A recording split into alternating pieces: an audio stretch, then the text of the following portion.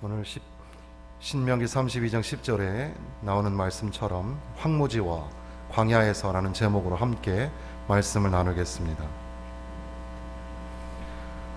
쫓겨나 정신없이 걷다 보니 광야 깊은 곳에 들어섰습니다. 갈증이 심해질 무렵 작은 샘을 발견하고 목을 축입니다. 주위를 둘러보니 사막과 광야였습니다. 아무도 없습니다. 혼자입니다. 더군다나 임신한 몸으로는 거의 생존이 불가능하다는 것을 직감했습니다. 두려움이 찾아옵니다. 배도 고프고 몸도 아픕니다. 두려움에 울다 깜빡 잠이 들었을지도 모릅니다. 그때 천사가 그를 찾아와 묻습니다. 네가 어디서 와서 어디로 가느냐? 두려움과 경외감이었을까? 엉겹결에 대답을 합니다. 여주인에게서 도망하여 나왔습니다. 꿈에도 상상할 수 없었던 일이었습니다. 이방 사람으로 손가락질을 당하고 멸시를 받았건만 그들의 하나님, 천지를 창조하시고 우주를 다스리시는 그분께서 찾아오셨다고 생각하니 울먹이면서 하소연을 해댑니다.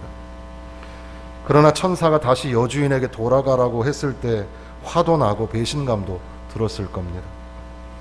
그런데 천사는 그들을 위함이 아니라 그녀에게 셀 수도 없는 자손을 주시겠다는 축복의 선언이었습니다. 아무리 천사의 말씀일지라도 다시 주인에게로 돌아간다는 것은 죽기만큼 싫었을 겁니다. 그럼에도 불구하고 돌아갑니다. 아마 상황이 나아지지 않을 겁니다. 더 어려워질지도 모릅니다. 그런데 한 가지 다른 게 있습니다. 홀로 울부짖던 그 광야에서 그녀는 하나님을 만났습니다. 참아내고 용서할 수 있는 믿음과 용기가 생겼습니다. 광야와 사막에 버려졌을 때 그곳은 절망과 죽음의 땅이었습니다. 그런데 거기서 주님을 만났을 때 그곳은 희망과 생명의 땅이 되었습니다. 팔레스틴과 요르단을 걸쳐서 가장 흔하게 지나치게 많이 보이는 것, 그것은 돌산과 광야와 사막입니다.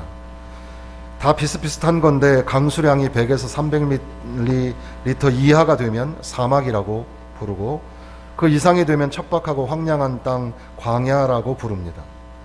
끝없이 메마르고 적막하고 또 우리의 인생의 가장 험한 시간을 보여주는 것 같은 광야. 그런데 이 광야와 사막은 특별한 장소입니다.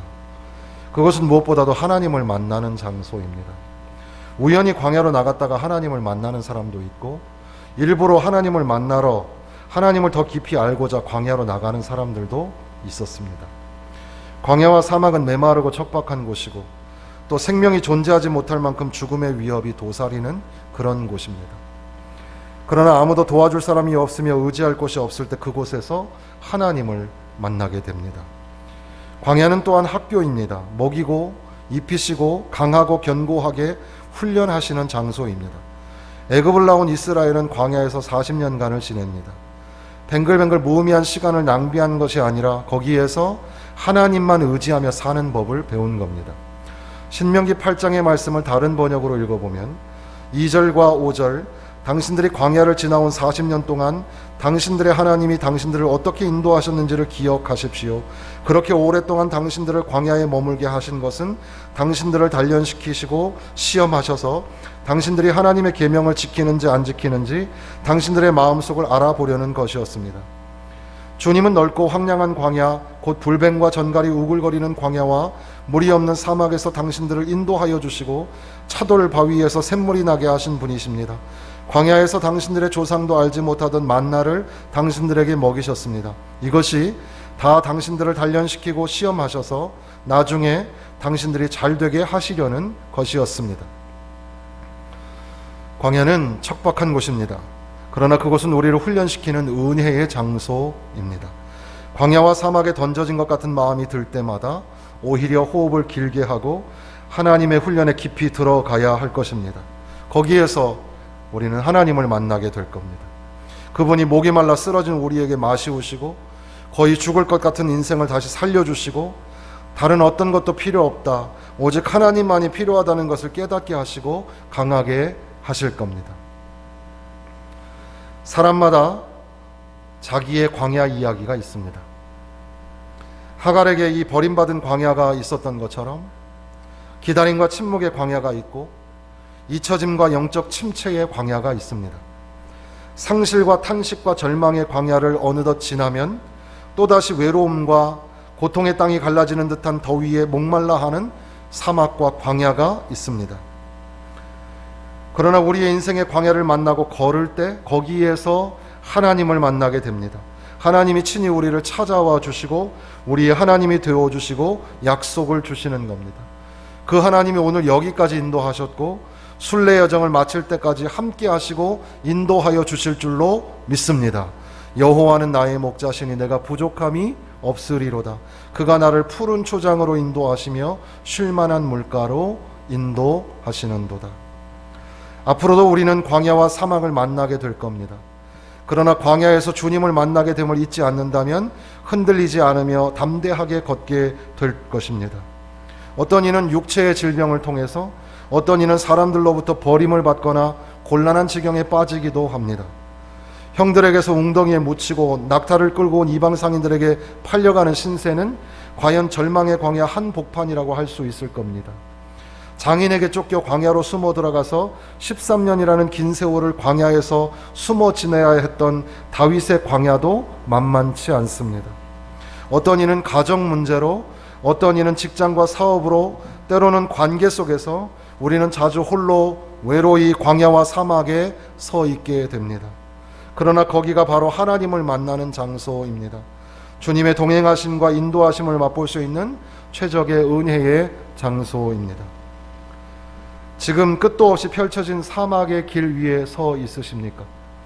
보잘것없는 작은 잡초밖에는 아무것도 살아있지 않은 것 같은 그런 광야에 들어가 있지는 않습니까?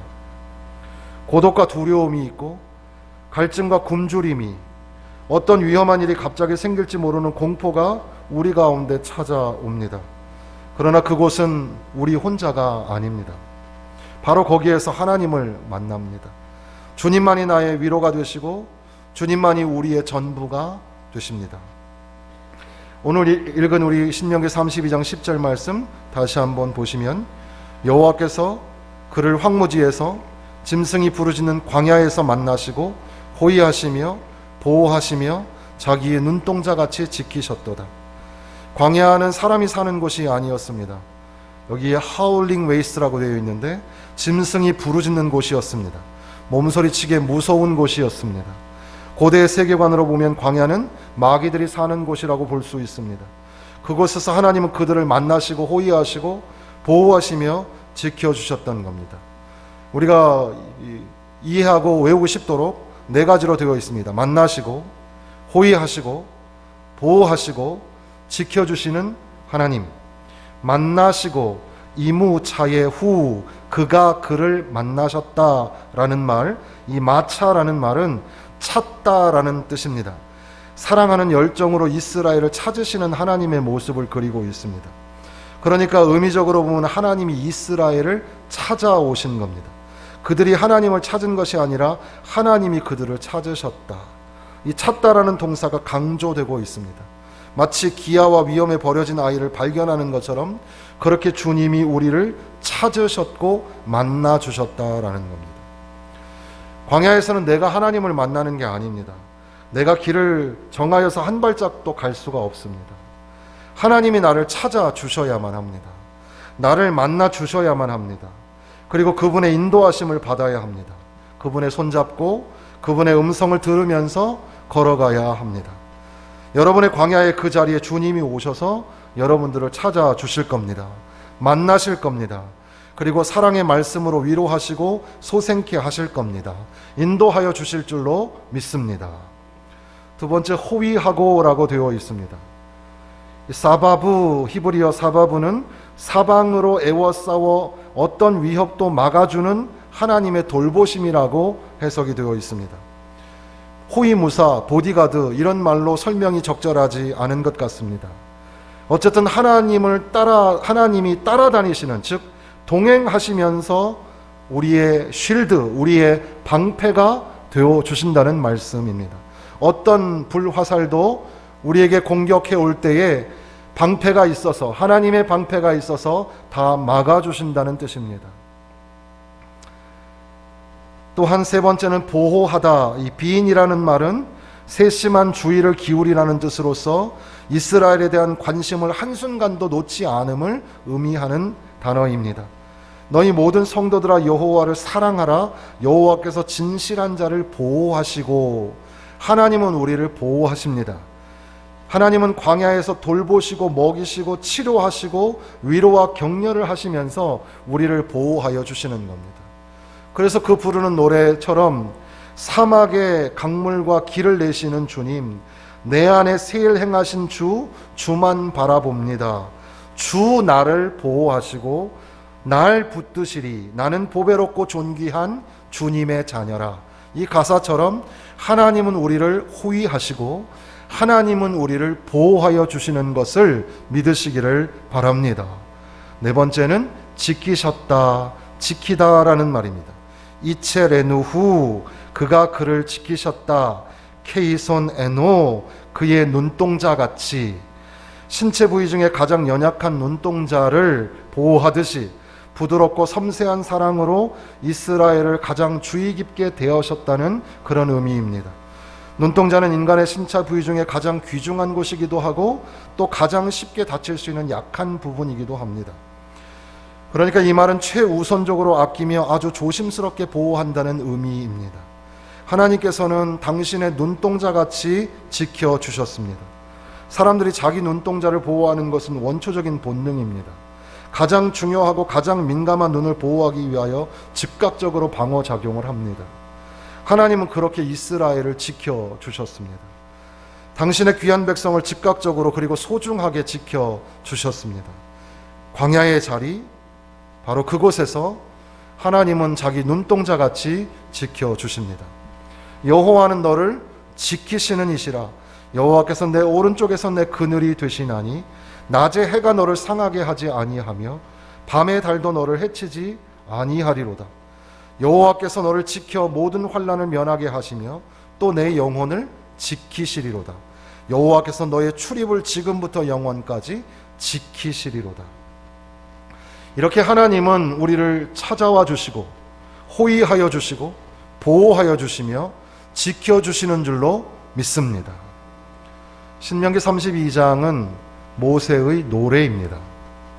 신명기 32장은 모세의 노래, 신명기 33장은 모세의 축복, 신명기 34장은 모세의 죽음, 이렇게 우리가 요약해 볼 수가 있겠습니다. 이 모세의 노래는 광야의 시간을 노래하고 있습니다. 천지창조, 그러니까 모세오경의 창세기부터 시작해서 창세기, 출애굽기, 레위기, 신명기, 민수기, 신명기, 이렇게 5권이 이제 마지막을 하면서 이 장엄한 천지창조의 노래로 시작하여서 애굽에서 나와 홍해를 가르는 사건에서 절정을 이루고 이제 광야에서 하나님의 은혜를 만났음을 노래하고 있는 겁니다. 광야의 시간은 철저하게 이스라엘을 훈련시키는 시간이었습니다. 11절에 기록하는 것처럼 마치 독수리가 날개를 너풀거리며 새끼들을 일으켜 날 수 있게 하는 것처럼 광야는 하나님을 깊이 체험하는 그런 은혜의 시간이었습니다. 그것을 기억하며 모세는 위대한 광야의 노래를 부르고 있는 겁니다. 사랑하는 성도 여러분, 우리도 노래를 부르면 좋겠습니다. 광야에서, 그곳에서 우리를 찾으시는 하나님, 우리를 호위하시고 보호하시고 지켜주시는 하나님을 노래하면 좋겠습니다. 광야는 쉬운 곳이 아닙니다. 제법 많은 광야를 지났으니 이제 쉬워질 만도 한데 그렇지가 않습니다. 하갈은 그렇게 버림받았고 다시 주인에게로 돌아갔지만 아이가 태어나고 그 아이와 함께 다시 광야로 쫓겨나는 그런 수모를 당하기도 합니다. 언제나 그렇듯이 광야를 만나면 처음처럼 낯설고 두렵고 무섭고 어렵습니다.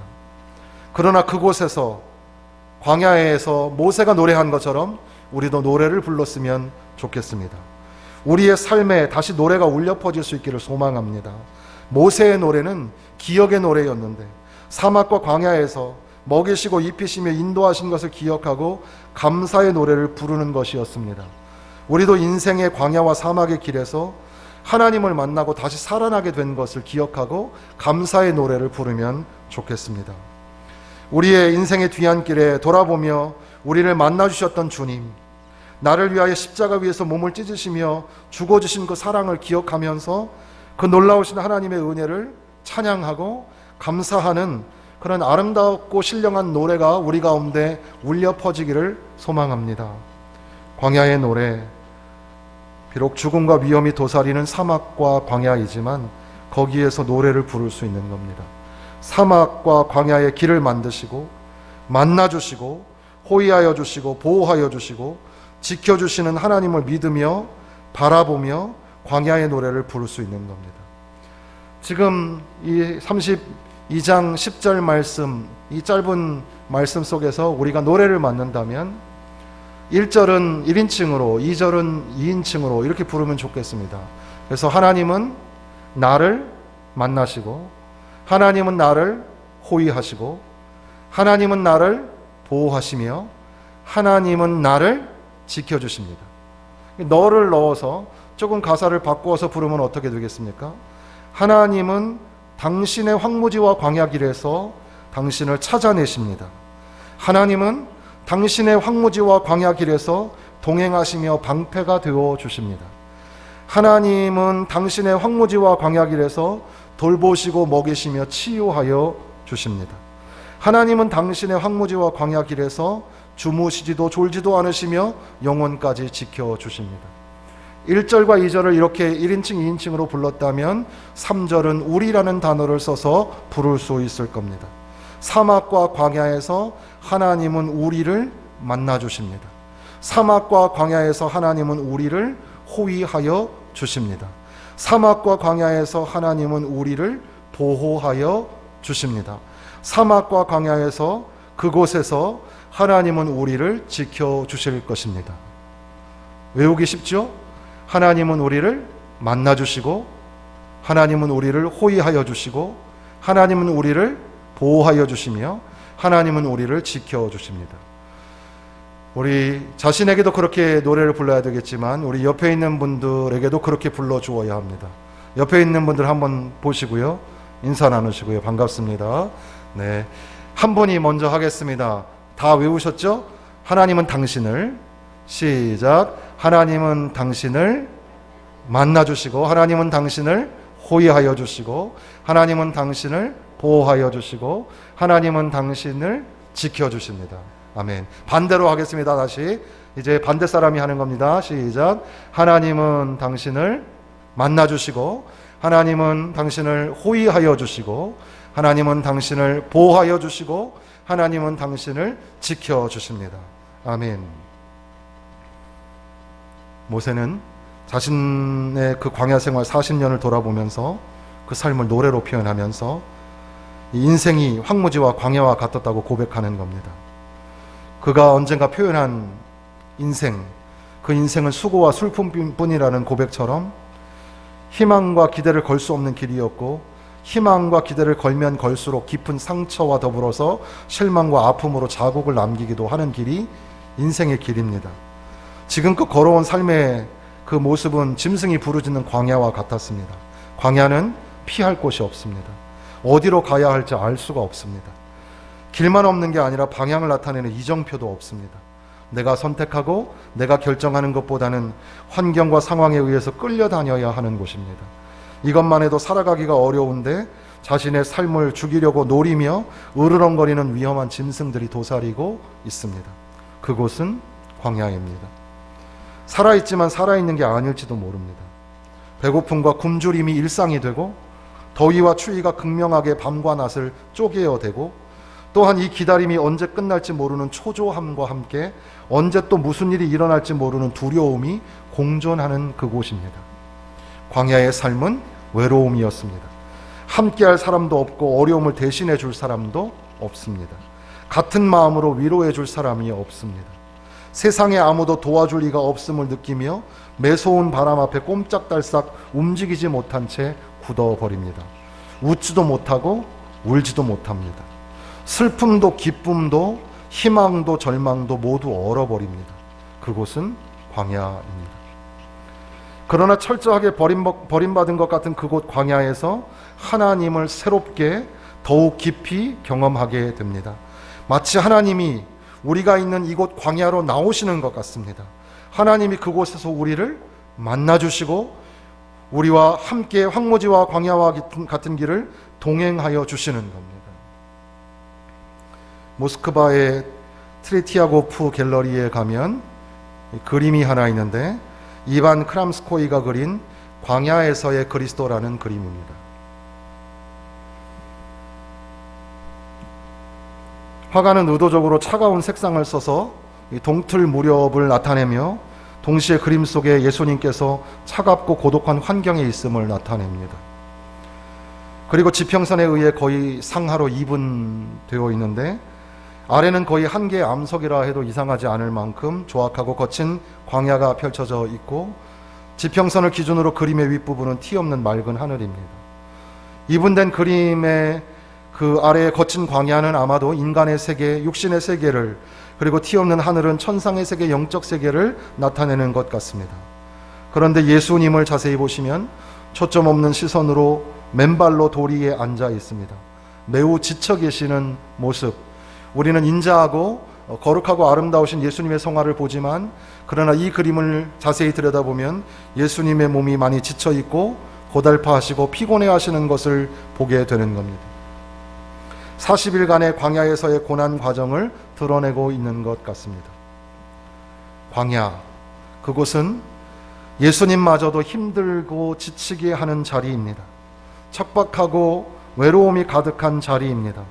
그러나 예수님께서는 이 광야를 지나 드디어 공생애를 시작하셨고 영광과 구원의 십자가를 마다하지 않으셨던 겁니다. 레오나르도 다빈치가 그린 그림이 있습니다. 광야 속의 성 제롬이라는 그림입니다. 이 그림은 더욱더 우리에게 충격을 가져다 주는데 1480년경에 템페라 화법으로 그린 그림입니다. 19세기 중반에 뒤늦게 로마의 어느 가게에서 책상보로 사용하고 있던 것을 기적적으로 발견했다고 합니다. 이 그림은 4세기 당시의 석학이었고 성경 번역자였던 성 제롬이 이 시리아 광야에서 고뇌하며 오른손으로는 바위를 기대고 그의 발꿈치에는 사자가 움츠리고 있는 극적인 장면이 담겨져 있습니다. 근데 그 얼굴이 마치 해골을 보는 것 같고 몰골이 굉장히 흉측합니다. 그에게는 고난과 시련이 닥치고 있는 것 같습니다. 그런데 그는 바위 같은 위대한 힘에 의지하고 버티고 견디어내고 있는 겁니다. 그러면서 그의 얼굴의 감정 표현이 마치 비탄에 넘친 심각한 표정을 하고 있는데 후대 해설자들은 당시에 레오나르도 다빈치의 삶이 그랬을 것이다 라고 설명을 달기도 합니다. 이렇게 고달픈 광야에서의 이 제롬의 모습이 우리에게 충격을 가져다 줍니다.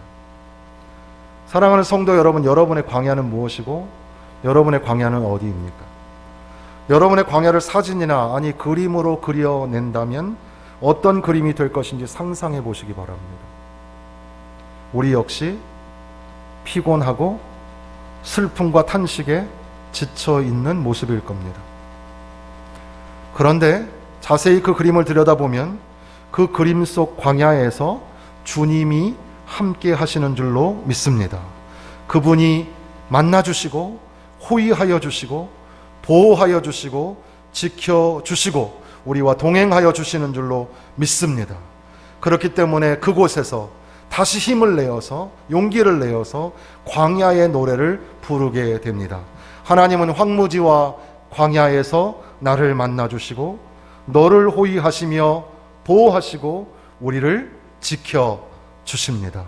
기도하겠습니다.